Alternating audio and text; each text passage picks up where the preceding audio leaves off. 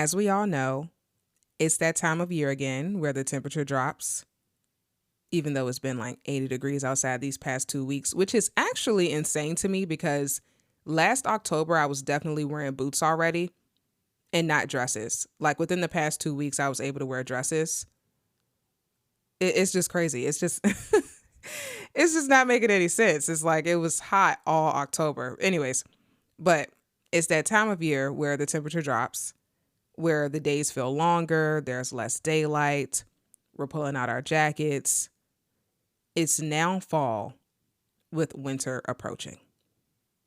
And while some of us are extremely eager for this time of year, in the same breath, I think many of us view this time of year to be very down and depressing as well. I'm learning to approach these seasons differently. I have definitely experienced seasonal affective disorder, also known as SAD, and maybe some of you listening have experienced it too. I don't have a credible definition right here in front of me today, but seasonal affective disorder is a form of depression that is related to the seasons changing. And of course, many people are primarily impacted in the fall and winter months. So if you're someone whose mental health plummets during this time of year, we're going to beat SAD this year. Okay. We are going to beat it this year. I told myself, I don't want to be sad. I really don't. I don't want to be sad throughout these months. I want to be happy. I want to be happy all the time, but definitely throughout these months, I don't want to feel so low like I have before. So today, I've got a small list of tips for us to push through these colder months. Number 1, avoid overachieving. This may sound bad, but set less goals, okay? And I'm not saying don't set goals at all, but set less of them. Something I've been seeing a lot on the internet is this winter arc, right? I received this definition of what winter arc is from TikTok. So it says here, the winter arc refers to a period typically spanning from October to January, characterized by the coldest, darkest days of the year. This time is seen as an opportunity for individuals to refocus, pre-visualize, and progress towards their desired goals. It is a concept that encourages personal growth, the cultivation of inner peace, and the setting of new ambitions. The winter arc is not bound by any official rules, allowing individuals to create their own guidelines that align with their personal goals and ambitions. It's a season to focus on oneself, embrace the grind, and make significant strides in personal development. The term also resonates with a gym mentality, suggesting a time to intensify strength training and fitness routines as a part of one's personal objectives during these months. Okay.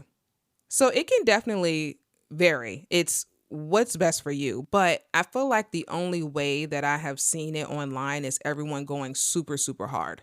Super, super hard, super like, I have to get 12 things done today. I'm doing this. This is the routine. I'm waking up doing this. I'm going to sleep doing this. I'm doing this. I'm doing this. Each day I'm doing this. No rest, no sleep, no breaks. Right? I feel like they're like, I'm on the grind, no sleep, got to get this done. It's like a nonstop go, go, go. And I don't agree with that. I feel like, when you start to set so many goals for yourself, you begin to feel flustered and a little bit chaotic in life. And then you also run the risk of feeling anxious and disappointed in yourself for not sticking to or accomplishing these goals. Overachieving can lead to burnout, and it can also lead to self-criticism, negative self-talk. It's just not beneficial, right? The colder months call for rest. They call for stillness. They call for introspections. You have to be gentle with yourself during this time and approach your goals with patience and compassion. Do not overdo, and do not continue to push yourself to do so much more in these seasons if you genuinely feel like you can't. Number 2, have things to look forward to. I cannot stress how important this is. I've previously mentioned before that I'm not much of a planner. I prefer to move off of impulse and how I'm feeling in that given moment. But also in certain situations, I like to have things set and down to a T, right? But also, I like to go with the vibes. I like to go with the vibes most times. But I am finding the benefit of planning. I truly am. See, the thing is, when you have a plan, you create something to look forward to. When you have a plan, it reduces uncertainty. When you have a plan, you're in control.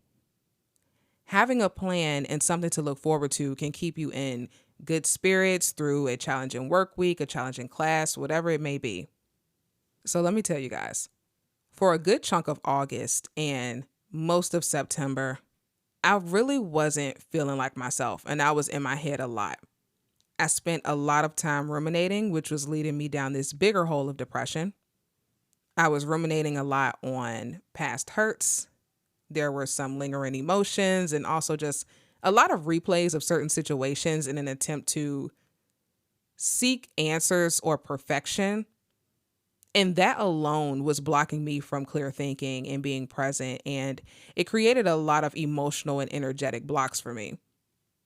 It was really a hindrance. Like, it was really a hindrance. And I realized that one of the main reasons I was ruminating was because I didn't have shit going on in my present life outside of work and school. I didn't have shit going on. And I had to be so for real with myself about that.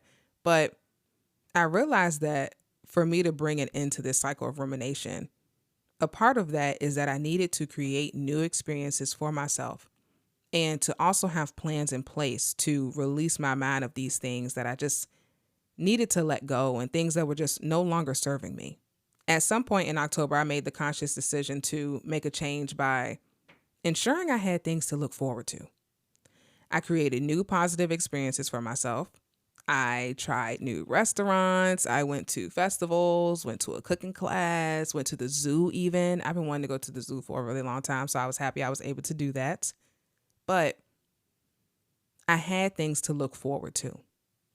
And it's so funny too, because I have an ongoing list of restaurants I want to try and places to visit and activities to do, but I wasn't making a move to attempt any of this. I wasn't even trying. It was just like I was just adding to the list and not doing any of it. It's kind of like when you send your best friend a TikTok of a DIY project and you're like, "Oh my God, we got to go do this. We got to go to Michael's. We got to go get we got to go get all the paints and all the brushes and all, all of the stuff and all the supplies." And then they're like, "Oh my God, yes, we have to do this." And then neither one of you mention it again and it never happens. That's exactly what it was like, but it was with myself. I wasn't doing anything. I was writing down all these plans, but not taking any action. But I finally got my ass up to experience some of the things on the list, and that's what I'm happy about. Also, having things to look forward to doesn't have to be so extreme all the time, and it doesn't always have to be activities that feed into consumerism, right? It can simply be a chill hangout at a friend's house, which is also very important now that I'm thinking about it, because making sure you remain socially connected throughout this time is so crucial. Please do not isolate yourself. It's just going to lead to negative feelings and emotions. All right. Stay socially connected, be around friends, be around loved ones. It's really going to keep you just in better spirits. So, as I was saying, it could be a hangout at a friend's house. It could be working on a creative project. It could be reading. It could be binge watching a show. Whatever to keep your spirit fueled and engaged and hopeful. It doesn't have to be something that's so grand, right? Because trust me, my plans to look forward to sometimes are just going to be to relax or run a warm bath, or it might even be to watch all the seasons of That's So Raven for the trillionth time because it's my comfort show, you know? But what I'm saying is it won't always result in money being spent. It doesn't have to be that way. And it also doesn't have to be something that's done every day, because even doing what you love and what you enjoy can also lead to burnout. So it's important to be aware of that as well. Having things to look forward to it just keeps you optimistic about the future. And I really think that it is just such a key element to happiness. It really is. You can even go as far as writing down your plans in your planner or writing them down on a whiteboard or even adding them to your digital calendar. I recently took a week off of work and listen, every day leading up to that week, I would flip to the page of the week I planned to be off in my planner and I would be smiling from ear to ear. Okay. It was really helping me get through those frustrating moments in the workplace. Just looking at it and having that reminder in front of you is so helpful to push through. I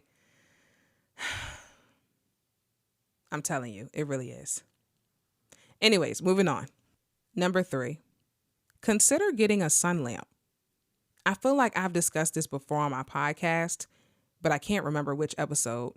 But sun lamps are incredible.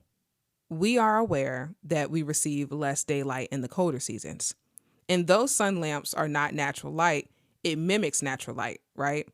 And I'm someone who just thrives in the daytime. And when the sun is out, the sun and the light just gives me energy. And I'm a lot more productive and a lot more attentive in the day. Sun lamps help me carry that productivity and that attentiveness into the darker hours. So, yeah, sun lamps are it. Sun lamps are it. They are so amazing. And then also some of them come with different shades. Like you can get different colors of sun, if that makes sense. So you might get a yellow one, an orange one, a pink one, a blue one. Either way, they're great. I love them. All right, number 4, vitamin intake. So crucial. So about a year ago, actually, I released an episode titled Antidepressants, where I pretty much discussed my journey on antidepressants at that time. And I listened back to it. I didn't like it, so I deleted it. And I'm considering re-recording this episode and this topic because when I first recorded it, it was only 6 months into my journey. But I'm interested in discussing the journey from day one up until when I decided to bring an end to it. I was on antidepressants for a little over a year, so there's more that I'd actually like to add to what I initially discussed, but it's something that I've been thinking of. Anyways, on that episode, I've talked about ensuring there was a system in place for the transition of getting off the medication and how vital that is. Because, my brain will be searching for that dopamine. It's going to be like, well, what's going to make us happy? Well, supplements were a part of that system for me. Certain supplements can improve your mood and your energy, and also certain deficiencies can worsen depression. Another thing I've tried recently is Kourtney Kardashian Barker's Let Me brand. Okay, so let me tell y'all about this. I'm getting so excited to talk about it because it's just so good. But anyways, so Let Me is a wellness brand curated by Kourtney Kardashian Barker, and in that brand, she has a supplement line. She offers various supplements for various different things, whether it's weight loss, vaginal health, stress, focus, sleep, energy. I purchased Let Me Chill, the de-stress gummies, and Let Me Sleep, the melatonin gummies. Fucking incredible. I mean, they are so amazing. They work. They taste good. They're not too sticky to where, gummies get stuck in your teeth. Amazing product. I also immediately trusted these supplements simply because Kourtney Kardashian Barker is at a level of calmness and unbothered that I like to achieve. Okay. She is so calm, so unbothered. And it was just, I was like, if she's like that, then I got to see what this product is hitting on. So that's what made me buy it. Also, the bottles are gorgeous. The packaging and the overall marketing drew me in as well.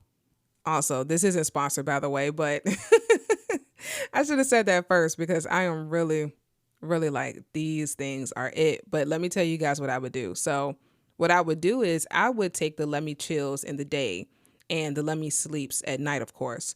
But having that combination really made me feel like I rolled a fat one.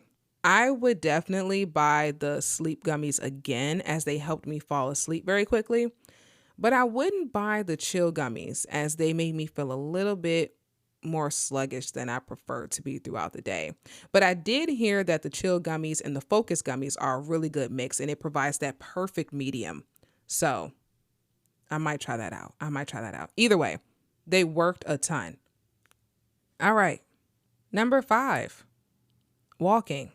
I should have said any type of movement, but I have walking on here because walking is phenomenal. Okay. I hate to admit it, but the fitness and the wellness people are right about this one. Okay. Walking really is the shit. Okay. So the thought of walking 10,000 steps a day, and you don't have to do this is just what I did. The thought of walking 10,000 steps a day popped in my head a few months ago. And there's a few reasons why I thought to proceed with this. One, I was influenced by the TikTok girlies. Okay, I can't lie. But this is a healthy influence. It's not like I was influenced by buying bags and purses and like material items and overspending. I was influenced to better myself mentally, spiritually, emotionally, and physically. And that was really good. So I hopped right on the 10K steps a day train. Okay. Two, I wanted to be more in control of my life. I wanted to do something liberating, and walking really did that for me.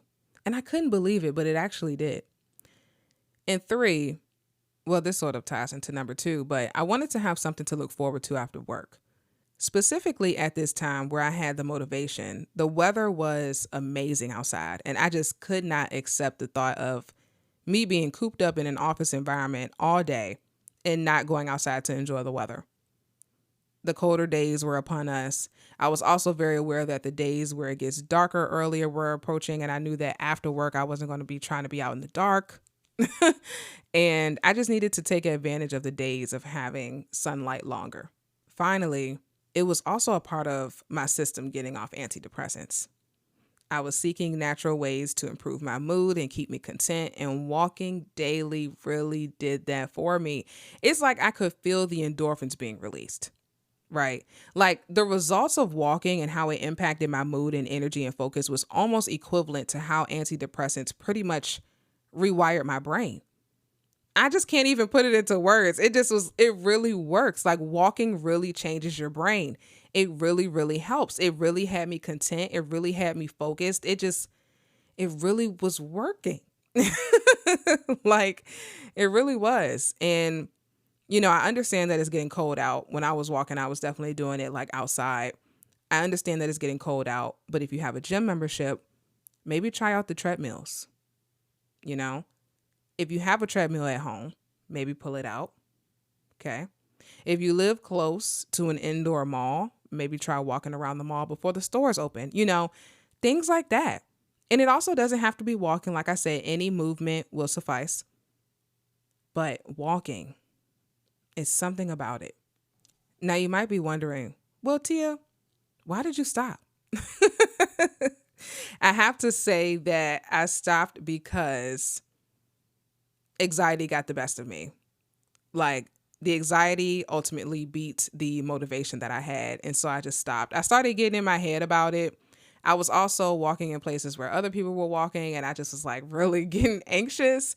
And the more people that joined like the walking, I was like getting further away from the walking. So this is also something that's directed towards me, is that I probably need to get a gym membership so I can get on the treadmill, or like I probably need to pull our treadmill out or get a little walking pad or something like that. Something that's going to work for me because I do want to pick it back up. It was something that really helped my brain.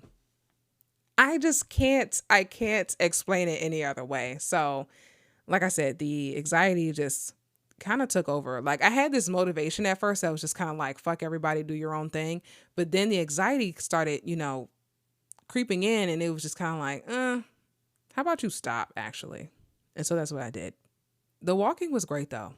And walking the 10,000 steps took me probably about an hour and a half. I don't think next time I'm going to focus on trying to get so many steps in, but just the movement period, whether it's 15 minutes, 30 minutes, an hour, it doesn't have to be a certain amount of steps, but I was really trying to get on that 10K steps thing a day. But yeah, I think I'm going to go easy on myself when I get back into it.